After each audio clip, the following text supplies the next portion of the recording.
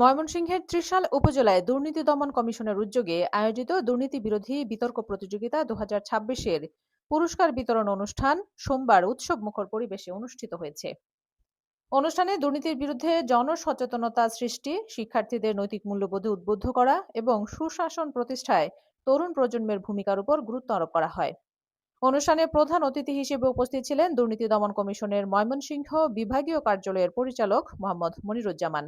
তিনি বলেন, দুর্নীতির বিরুদ্ধে লড়াই শুধু আইন প্রয়োগকারী সংস্থার দায়িত্ব নয়, পরিবার, শিক্ষা প্রতিষ্ঠান এবং সমাজের প্রতিটি মানুষের সম্মিলিত প্রচেষ্টায় সততা ও নৈতিকতার চর্চা নিশ্চিত করতে হবে। একই সঙ্গে তিনি শিক্ষার্থীদের মধ্যে দুর্নীতি বিরোধী চেতনা গড়ে তোলার আহ্বান জানান।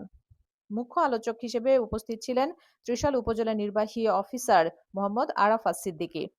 তিনি বলেন, বিতর্ক প্রতিযোগিতা শিক্ষার্থীদের যুক্তিবোধ, বিশ্লেষণী ক্ষমতা এবং নৈতিক চিন্তা চর্চার বিকাশে গুরুত্বপূর্ণ ভূমিকা রাখে। অনুষ্ঠানে বিশেষ অতিথি হিসেবে বক্তব্য দেন ত্রিশালের সহকারী কমিশনার মাহবুবুর রহমান, দুর্নীতি দমন কমিশনের সমন্বিত জেলা কার্যালয় ময়মনসিংহের উপপরিচালক রণজিৎ কুমার কর্মকার এবং ত্রিশালের মাধ্যমিক শিক্ষা অফিসার মফিজুল ইসলাম। বক্তারা শিক্ষার্থীদের সততা, ন্যায়পরায়ণতা ও দেশপ্রেমে উদ্বুদ্ধ হয়ে দুর্নীতির বিরুদ্ধে সোচ্চার হওয়ার আহ্বান জানান।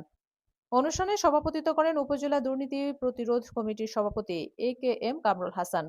পরে বিতর্ক প্রতিযোগিতায় বিজয়ী শিক্ষার্থীদের হাতে ক্রেস্ট, সনদপত্র ও পুরস্কার তুলে দেন অতিথিবৃন্দ।